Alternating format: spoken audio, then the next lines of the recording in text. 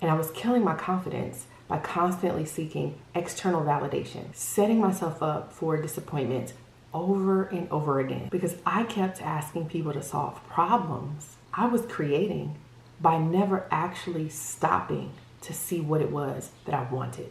I didn't have a true vision, a North Star. I was just reacting to whatever was in front of me and asking people to handle the fallout. So of course the advice never quite fit. I was asking them to help me to navigate a life I hadn't even decided yet I wanted to build. And in today's video, I'm going to show you how you keep telling yourself, I don't have time to think, when the real problem is you've been running your entire life on someone else's blueprint and afraid to admit that you don't know the alternative yet. And I hope it helps you to finally create space to hear what you actually want instead of constantly asking everyone else what you should do.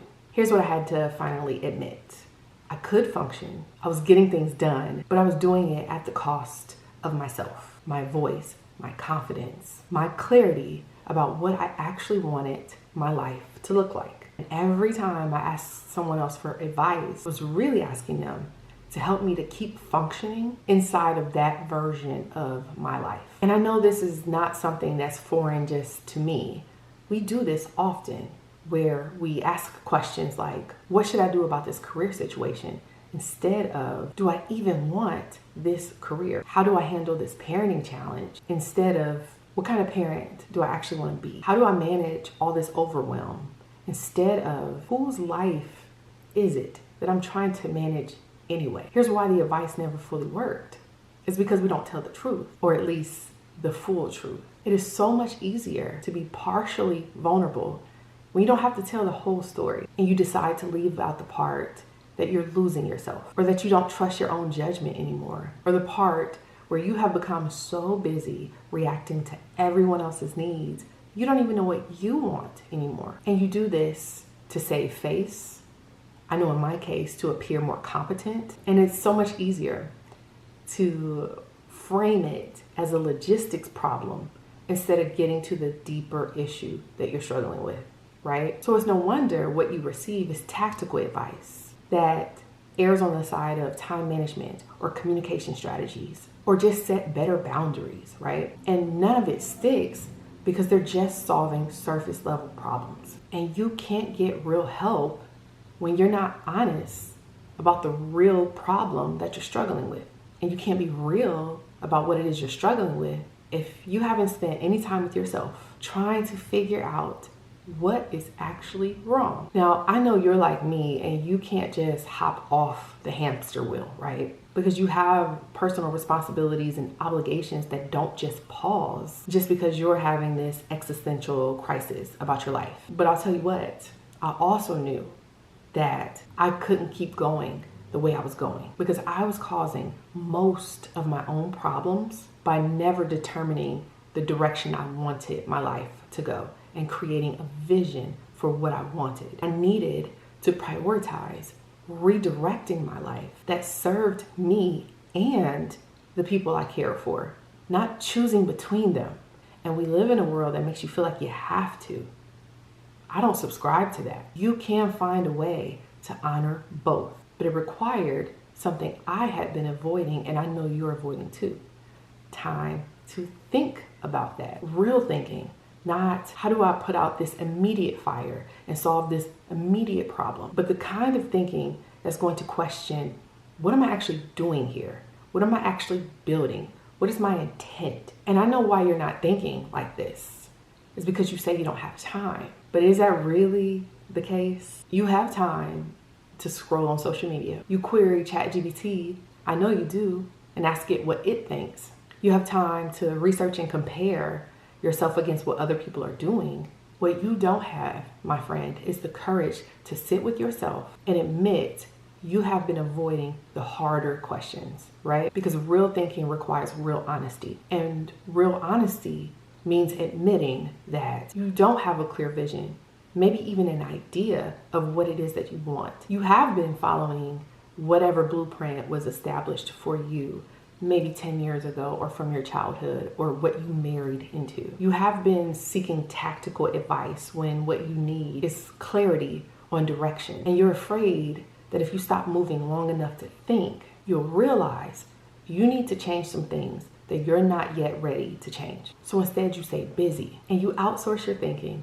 and you let everyone else take the responsibility of deciding what it is that you want to do next. Bill Gates is someone who has wealth and unlimited access to trusted advisors, some of the biggest, brightest brains in the world. And yet he still blocks out an entire week just to think every month, not to problem solve, not to optimize, just think, to sit with his own thoughts without someone else's input. And let that sink in for a minute.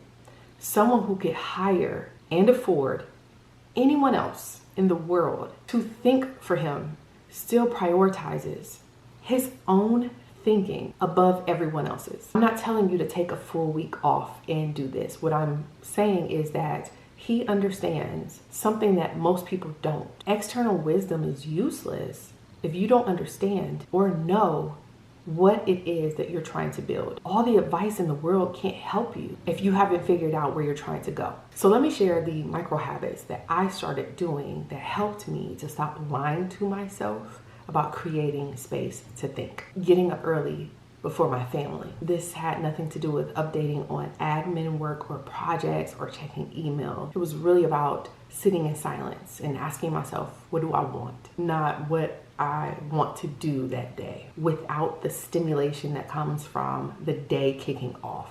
Declining social invites. This one felt really selfish for me until I realized that by saying yes to everything, I never offered space to hear myself. And I'm in a season where I would rather trust that, yes, I may disappoint someone temporarily, but they love me enough to understand that I have to start prioritizing myself. Not scrolling during school pickup. A lot of times we get on our phones during this time, and I'm guilty of this a lot of the time. But every now and then, when I have one of those days where it is just hitting hard with overwhelm, I put my phone down and I just try to process or notice what it is that I'm feeling, or what is it that's stopping me from making a decision. Running or taking walks without music or listening to podcasts. No input, just me and my thoughts. Leaving a corporate office and not having to put headphones in at an office desk meant that I have to get more creative about when I listen to podcasts. And for the longest time, I would do this on my walks or my runs. Eventually I stopped. Not all the time, but I started to also prioritize that as a moment to be where my feet are planted. And then sitting at my kids' practices without my phone. And that in itself gives me an hour of nothing but space to think if I use it. And it felt wasteful at first, like I should be doing something productive since I'm just seated for the most part that entire time. But this is productive. Gaining clarity, discernment is still very much productive. I want to pause for a second because I want to talk about AI and the trap that comes with the resources we have for free now. I know that you are also outsourcing your thinking to AI now too. You ask ChatGPT what to do. You ask it how you should approach a situation, what you should think about a situation. And for the most part, it's going to give you answers based on patterns and data from other people and what works best for them. Or you do this with your therapist or your coach or in the comment section when you hear a video that really resonates with you. We don't know what you're actually not saying. We don't have access to what you actually want. And we can only solve the version of the problem that you're willing to admit. I'm not saying don't use tools or resources. What I am saying is stop using them as a replacement for knowing yourself. Because every time you do, you're reinforcing the belief that something outside of you knows you better than you do. And for me, what I realized was most of the time I asked for advice, I already knew the answer, already knew what I needed to do. I just wanted someone to see me, to hear me, and say it's okay to do it. And that helped me realize that that's not advice seeking, that's permission seeking. And it keeps you powerless. If you're going to ask for help, at least be honest about what it is that you're actually facing so that they can help you. And that's the part of you that has to admit you're lost or scared or functioning at the cost of yourself or your voice. Because sanitized problems get sanitized solutions. And sanitized solutions don't change anything. When I learned to start to trust my own voice again, it didn't magically give me all the answers. That I had more options than I thought. And that a lot of times the answers weren't as subdued as I thought. Ironically, that's when I started getting better advice. Because when you're clear on what it is that you want and where it is you want to be or go, people can actually help you get there. So today, my friend, is the day that you decide to stop constantly seeking everyone else's opinions about what it is you should do and validating what you think or know you need to do next. Stop hiding from your own thoughts and just gain the courage to admit that you are functioning without a vision. Find time, create time. It may be uncomfortable, but the answer to what should I do next isn't out there. It's somewhere in here. So if you haven't already, make sure to subscribe to the channel and hit the notification bell so that you don't miss when I post the next video. Thank you so much for watching.